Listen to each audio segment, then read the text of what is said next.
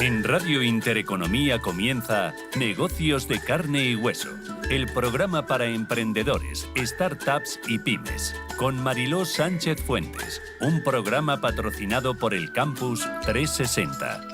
Pero ahora toca hablar de salud mental en la empresa. Y es que en los últimos años, y sobre todo a partir de la pandemia, la incidencia del estrés, la ansiedad y la depresión se han disparado. Y hay un incremento continuado de las bajas laborales que está afectando muchísimo al tejido empresarial en nuestro país. Según un informe de FREMAP, las bajas por trastornos mentales registran una tendencia al alta para todos los grupos de edad, con un incremento de más del 17%.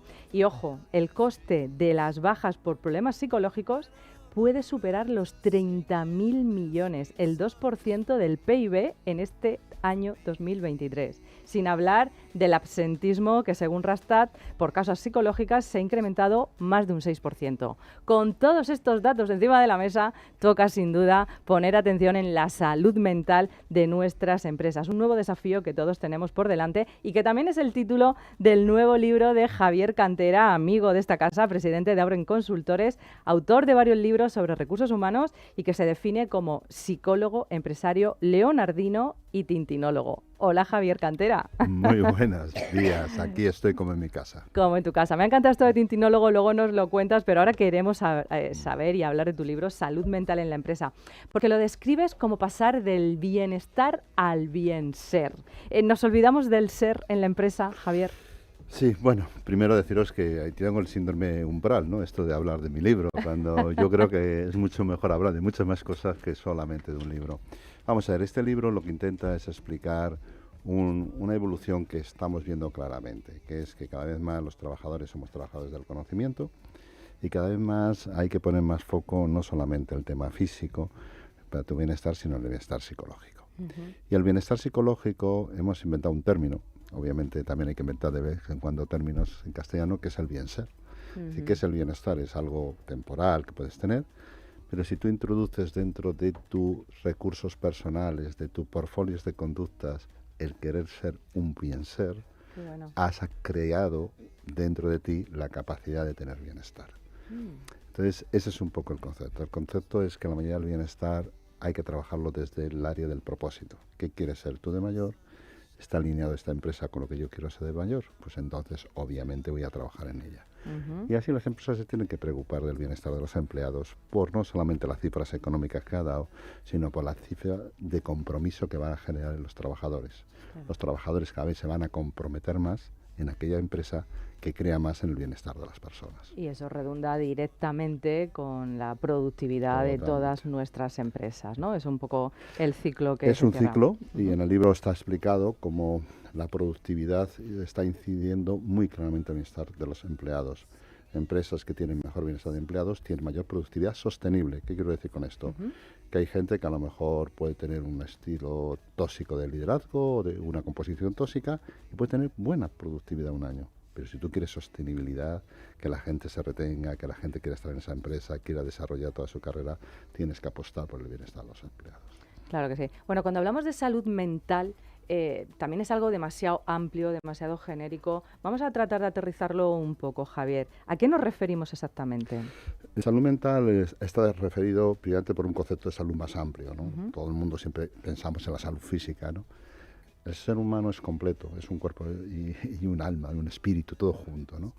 Muchas veces cuando la gente habla de los temas psicológicos y lo que venimos de la psicología, intentan siempre analizar lo anormal, ¿no? Los casos clínicos, los que más venden, la criminología. Pero la verdad se hecha, yo intento representar lo que llamo la psicología de la normalidad, la que tenemos todos en cada uno. Todos el día de hoy nos hemos enfadado, todos en el día de hoy tenemos elementos muy inadecuados que nos suceden, ¿no? Por lo tanto, tenemos que tener herramientas, recursos para superarlo. Pero ante todo, lo que las empresas tienen que ser es que no sean tóxicas. Yo estoy en contra de los que hablan que la empresa te dé la felicidad. La felicidad es una ecuación personal, tuya, mía. O sea, no puedes responsabilizar a ninguna empresa, ni a ningún empresario, ni a ningún jefe de tu felicidad. Yo me pongo sí loca. que le responsabilizo de que exista toxicidad. Es decir, si yo estoy motivado, que no me desmotiven. Si yo estoy de bien, por favor, genera el mejor ecosistema posible. El día a día te genera mucho malestar Y es normal y corriente, y hay que convivir con ello, pero lo que sí que es claro que la cronicidad de una toxicidad en un entorno de trabajo es claramente enorme e incide en tu vida. No olvidemos, no existe profesional y persona, somos todo único. Bueno, entonces lo primero que recomendarías de lo que tenemos que tomar conciencia como empresarios sería esa posible toxicidad que trasladamos a los equipos. En el libro se habla de 10 ámbitos. Hay 10 ámbitos descritos donde se genera toxicidad, desde una cosa tan sencilla como es el diseño del puesto de trabajo, los diseños de tiempo. Hace un rato hemos estado hablando eso de la media jornada de 12 a 12. Es decir, eso claramente es un diseño mal adecuado de tiempo que genera claramente toxicidad. Otro tema que es muy interesante es el jefe, claramente, el líder tóxico, pero también existen las relaciones tóxicas. Hay multitud de casos, ahí pongo yo casos en el libro, donde el grupo lo que genera es una toxicidad de entorno que genera que una persona tenga claramente una respuesta inadecuada mentalmente. Y luego hay muchas toxicidades muy relacionadas con el propósito. Si tú estás en un entorno donde no hay posibilidad de crecimiento, obviamente vas a tener un gran problema de desarrollo.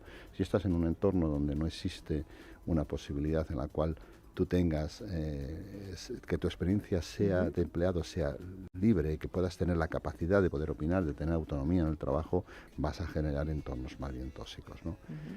Yo utilizo mucho un psicólogo, que lo veréis en el libro, que es Albert Bandura, que se acaba de morir ahora con 96 años, que creó un concepto que a mí me encantó, que es el concepto de autoeficacia. Si tú no eres autoeficaz en algo, si tú no te consideras que vales para algo, ya tienes en la base de una posible enfermedad mental. Tenemos que decir que todas las personas sean autores de su vida y autores de su profesión. Ahí está el elemento de su bienestar en un momento dado. Claro que sí, ¿no? Mirar para adentro y tratar de autogestionarte esa felicidad, como decíamos, y no buscarla fuera. Desde luego, como empresas, tenemos que tratar de prevenir estas situaciones. ¿Cuándo hay que pensar en la salud mental? Para mí hay que pensar en todo momento, desde la selección. Ahí lo pongo claramente, cuando diseñas el puesto de trabajo, si diseñas un puesto de trabajo donde tiene que hacer 24.000 cosas, ya estás creando el ecosistema inadecuado para que eso funcione. O diseñas un puesto de trabajo donde no hay ninguna responsabilidad y todo lo que te mandan, ya estás diseñando un puesto de trabajo que va a tener mala salud mental. Pero, por ejemplo, la selección es un elemento básico. No se trata de contratar talento. Yo quiero talento comprometido con mi empresa. Si coges talento comprometido, estás creando gente que puede que su bienestar pase por la alineación de su propósito con el propósito de la empresa. Por lo tanto, no es tanto pensar en un momento dado, es meter en el ADN de la empresa que los empleados, si tienen bienestar, son más productivos. Y si son más productivos, voy a crecer más. Y si crezco más, obviamente, los empleados seguirán siendo productivos. Es muy importante pensar que ver la productividad como la consecuencia del trabajo, sin pasar por el bienestar, vamos a tener trabajadores inadecuados. Eso lo hará la inteligencia artificial, no lo harán los humanos. Claro, Javier, ahí es donde voy. Yo creo que esto puede ser muy interesante para los últimos minutos del programa, ¿no? Porque al final todos queremos contratar y atraer el mejor talento, pero también hay que aprender a hacerlo, ¿no? ¿Cómo lo podemos hacer como empresarios? Porque yo quiero que todo mi equipo y todos mis empleados pues estén felices, contentos, que sean productivos y que tengan una salud mental estupenda. Pero ¿cómo lo puedo hacer? Pues mira, yo ahí ¿Dónde también tengo que ir a aprender? En el libro, ¿En tu libro? En un determinado capítulo, mi libro es uno más. Yo siempre intento pensar que todos vamos apoyando y generando ideas en función unos con otros, ¿no?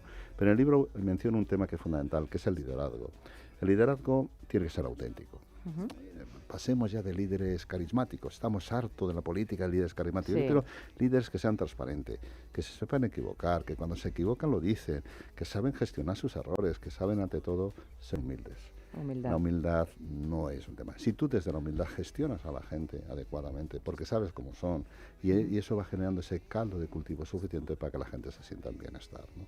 Yo creo que uno de los grandes aciertos que podemos tener los que tenemos que dirigir la empresa es meternos de vez en cuando un chute de dosis de humildad. Totalmente, totalmente de acuerdo. Bueno, ahí sería el primer paso para comprobar y verificar que nuestra empresa sea saludable, por supuesto que sí. Un consejo, porque también cuando hablamos de salud mental y de recursos humanos, parece que siempre pensamos en grandes empresas, en grandes pymes, incluso en corporaciones. ¿Cómo lo podemos aterrizar a emprendedores o a pymes más pequeñas, a micropymes, que prevengan estas situaciones y puedan crecer con una buena salud mental mental en sus empresas? Mira, te voy a adelantar una cosa que estoy escribiendo ahora, que es salud mental en startup. Anda, porque tenemos primicia en negocios el de mundo, carne y hueso. El mundo del startup genera bastantes inadecuaciones mentales por las preocupaciones, Totalmente. por todas las situaciones que acontecen en gente que tiene que asumir el riesgo, pero a su vez tiene que saber no somatizar el riesgo. Estamos viendo mucha gente que somatiza muchísimas situaciones de ese tipo. Pero a mí, fíjate, no es cuestión de ser más grande o ser más pequeño. Ser auténtico no es cuestión de el líder de un sitio o el líder de un bar o el líder es asumir claramente lo que yo llamo el principio kantiano, que es que una persona es un fin en sí mismo y nunca un medio, nunca un recurso. Pues con eso nos quedamos, y con esa que me lo decías antes y con tu humildad me decías, no lo digas. Pues claro que lo digo. En apenas un mes ya va por su segunda edición de Salud Mental en la Empresa. Está siendo un éxito. Nos quedamos con esa Salud Mental en Startup que espero que estrenes en este programa. Seguro. Javier Cantera. En Radio Intereconomía comienza Negocios de Carne y Hueso, el programa para emprendedores, startups y pymes, con Mariló Sánchez Fuentes, un programa patrocinado por el Campus 360.